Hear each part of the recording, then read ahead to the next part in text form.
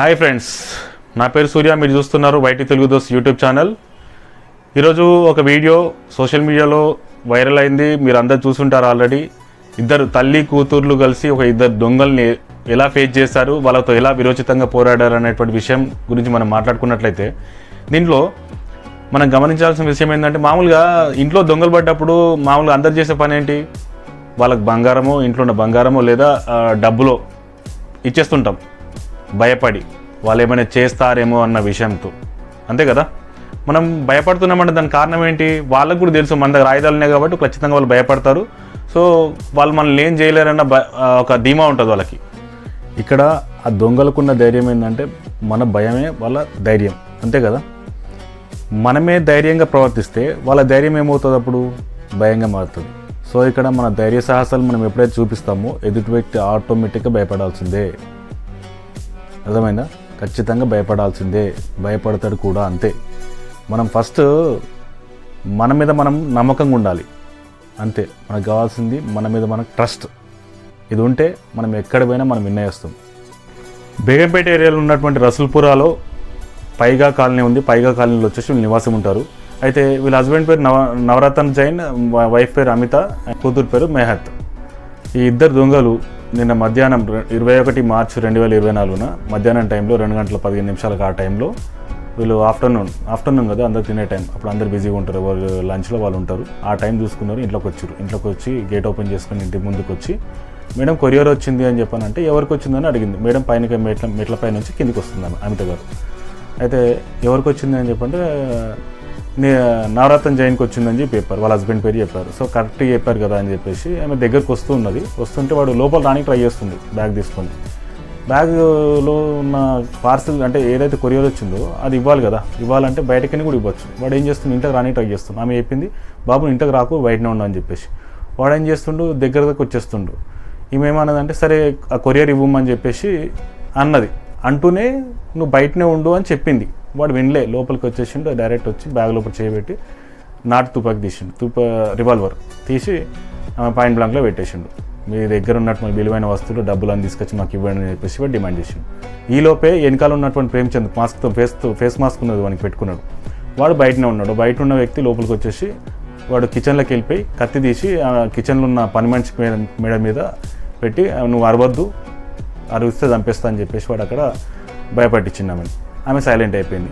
ఈ కింద ఉన్నటువంటి ఈ ఎవరైతే అమిత గారు ఉన్నారు కదా, ఈమె ఏం చేసింది, వీడి దగ్గర దాకా వచ్చింది కదా, ఆల్రెడీ పాయింట్ బ్లాంక్లో వాడు రివాల్వర్ పెట్టిండు. ఆమె ఏం చేసిందంటే, ఆమెకు ఆల్రెడీ కిక్ బాక్సింగ్ వచ్చు, జుంబా చేస్తుందట, బాక్సింగ్ నేర్చుకుందట. ఆమెకు అలవాటు ఉండేసి ఆమె ఏం చేసిందంటే, వాడిని కాలుతో కింద పడగొట్టి లోపల పట్టుకొని వాడిని చేతులతో ప్రెస్ చేస్తూ ఆపుతుంది నిరోధిస్తూ అరిచిందనమాట, బచావ్ అని చెప్పేసి, హెల్ప్ చేయండి అని చెప్పేసి.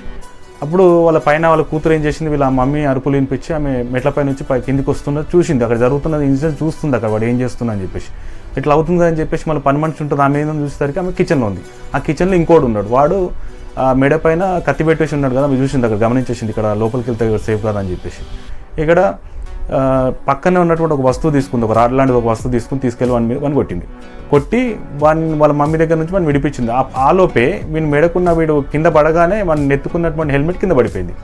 ఈ కింద పడిపోయినప్పుడు మన ఫేస్ అయినా కానీ లోపల మళ్ళీ ఇంకో ఫేస్ మాస్క్ పెట్టుకుండు సుశీల్ కుమార్ గారు. ఆ ఫేస్ మాస్క్ పెట్టుకున్నప్పుడు ఆ ఫేస్ని ఇట్లా ప్రెస్ చేసే టైంలో వాని కళ్ళని చూసింది, ఆ ఐస్ని గుర్తుపట్టింది అన్నట్టు. అరే నువ్వా అని చెప్పేసి, నువ్వెందుకు వచ్చినావు అని చెప్పేసి. అందులో పెట్టిన వీడు భయపట్టిండు వాడు సుశీల్ కుమార్ గారు. అరే మేడం నన్ను చూసేసింది, నన్ను గుర్తుపట్టేసింది అని చెప్పేసి వాడు భయం స్టార్ట్ అయిపోయింది వానికి. ఆ రివాల్వర్ చేతిలో ఉంది కానీ ఆమె చేతిలో ఉన్న రివాల్వర్ లాక్కుంది గట్టిగా. వాడు మళ్ళీ కూతురు వచ్చింది కదా, రాడ్ తీసుకుని కొట్టేసరికి వాడు వదిలేయాల్సి వచ్చింది అక్కడ. ఆ వదిలేసి వెళ్ళిపోతుంటే వీళ్ళు పట్టుకున్నారు అక్కడ. వీడు రాడ్తో కొడుతూనే ఉంటే వాడు వాళ్ళ మమ్మీని వాళ్ళ కూతుర్ని ఇద్దరు నిలవరిస్తున్నాడు. వాళ్ళు ఏం చేస్తున్నారు అంటే కొడుతున్నారు. వాళ్ళతో వాళ్ళు ప్రొటెక్ట్ చేసుకుంటున్నారు వాళ్ళు అక్కడ. వాడు ఎక్కడైతే రివాల్వర్ వదిలితే వాడు ఎక్కడ కాలుస్తున్నారని భయంతో ఏమైనది. సో ఆ కర్ర ఏదైతే తీసుకుందో అన్ఫార్చునేట్లీ అనుకోకుండా అక్కడ పక్కన దొరికిందో అది వీళ్ళని ప్రొటెక్ట్ చేసింది అక్కడ. ఈ అమ్మాయి, వీళ్ళ కూతురు, వీళ్ళ మమ్మీ ఇద్దరు కలిసి గేట్ దగ్గర దాకా వాడితో కొట్లాడుతూ అక్కడ దాకా వెళ్ళిన తర్వాత వాడు భయపట్టేసిండు. అక్కడ రివాల్వర్ అక్కడనే వదిలేసి వాడు పారిపోయే లోపల మళ్ళీ లోపల ఉన్నటువంటి వ్యక్తి ఇంకోటి ఉన్నాడు కదా, ఎవడు ప్రేమ్చంద్.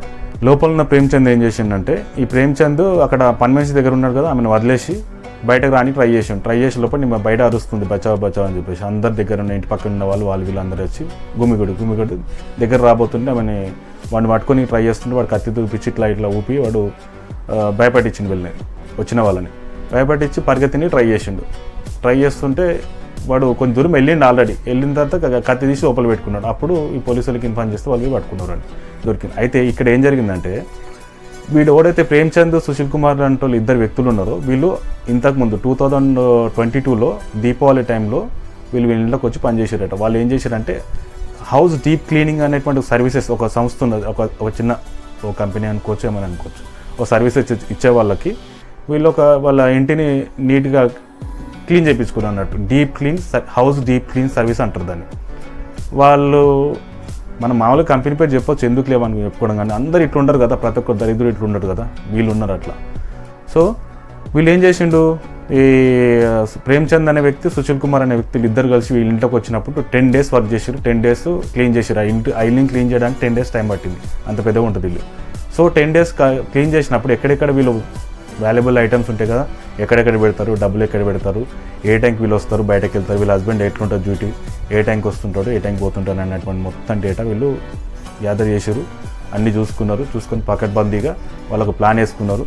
దాని తర్వాత ఇప్పుడు వీళ్ళు ఇక్కడికి వచ్చారు. అయితే వీళ్ళు ఇంతకుముందు ఇట్లా ఎక్కడైనా చేసి ఉంటారా సేమ్ ఇదే వేలో, లేదా ఇక్కడనే ఫస్ట్ టైమా అనేటువంటి కొంచెం ఆలోచించాల్సిన విషయమే. అది ఇంకా మనకు తెలీదు. వాళ్ళు పట్టుకున్నారు కాబట్టి వాళ్ళు ఫస్ట్ సుశీల్ కుమార్ అనే వ్యక్తి పారిపోయాడు, రివాల్వర్ మన చేతిలో ఉండే వాడు పారిపోయాడు. ప్రేమ్చంద్ అనే వ్యక్తి కత్తి దగ్గర పెట్టుకున్నాడు. నెక్స్ట్ టైం అంటే వెనకాల పరిగెత్తిండు అన్నట్టు. వీడు దొరికిండు, వాడు దొరకలేదు. వాడు వచ్చేసి వరంగల్ ఏరియాలో దొరికిండు, కాజీపేట దగ్గర ఇక్కడ రైల్వే స్టేషన్లో దిగగానే వాళ్ళు ఇక్కడ పోలీసులు పట్టుకున్నారు. వీడిని కూడా ఇక్కడ పట్టుకున్నారు. ఇక్కడ ఏంటంటే మెయిన్ తిన్నింటి వాసాలు లెక్క పెట్టడం అంటారు. ఇక్కడ వీళ్ళు చూపించినటువంటి చొరవ, వీళ్ళు చూపించినటువంటి ధైర్య సాహసాలు, వీళ్ళ మమ్మీ వీళ్ళ కూతురు ఎవరెవరు అమిత అండ్ మెహత్, వీళ్ళు చూపించిన ధైర్య సాహసాలు గ్రేట్. అంతే, ఇది వాళ్ళకు హ్యాండ్స్ అప్ చెప్పాల్సిందే, అంతే కదా. మనం ఎవరు వస్తున్నారు మన ఇంటికి, మన ఇంట్లో ఉన్నటువంటి వస్తువులు ఏంటి, ఏది ఉన్నా ఈ రోజుల్లో ఎట్లా పెట్టుకున్నా ప్రాబ్లమేటిక్గానే ఉన్నది. అర్థం చేసుకుంటే ఒక రకం, అర్థం చేసుకోకపోతే ఇంకో రకం. ఇట్లాంటి దరిద్రులు ఎప్పుడు ఉండే ఉంటారు. కొంచెం మనం కూడా ధైర్య సాహసాలతో ఉండాలి. ఆమె చెప్తుంది ఏంటంటే, నాకు బాక్సింగ్ వచ్చి నేను జుంబా చేస్తుంటా 4-5 years నుంచి, మా కూతురు కూడా నేర్పిస్తున్నా అని చెప్పింది. సో ఆమెకు తెలియకుండానే, ఆమెలో ఉన్నటువంటి, ఆమెకు ఆల్రెడీ అవి బాక్సింగ్ వచ్చు కాబట్టి కొంచెం ఆమెకు తెలియకుండానే ఆమె హ్యాండ్స్, ఆమె కాన్సెషన్ లేదంట. ఆమె చెప్తుంది, నేను అసలు నాకు తెలియకుండానే జరిగిపోయింది, అంటే నాకు ఆల్రెడీ జుంబా వచ్చు కాబట్టి, నేను బాక్సింగ్ నేర్చుకున్నా కాబట్టి నేను అలా చేస్తుంటా, నాకు ఇప్పటికీ అర్థం కావట్లేదు, నేను అలా రియాక్ట్ అయినా అన్న తర్వాత అనిపించింది. కారణం ఏంటంటే నేను బాక్సింగ్ నేర్చుకోవడం వల్ల. సో సెల్ఫ్ ప్రొటెక్షన్కి ఎవరికి వాళ్ళు నేర్చుకోవాలి. అమ్మాయిలు ఈ రోజుల్లో మాత్రం ఇది అత్యవసరం అండ్ నీడెడ్ అన్నట్టు, కంపల్సరీ నేర్చుకోవాల్సినటువంటిది.